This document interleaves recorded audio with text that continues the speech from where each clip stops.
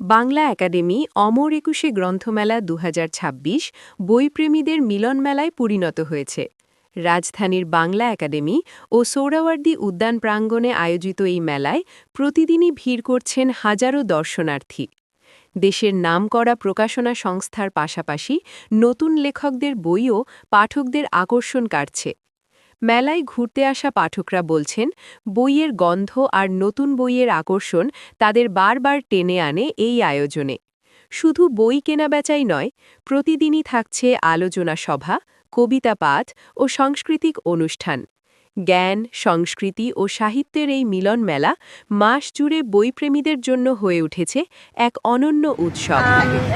Thriller বইয়ের চাহিদা সবসময় ছিল, এখনো তাই।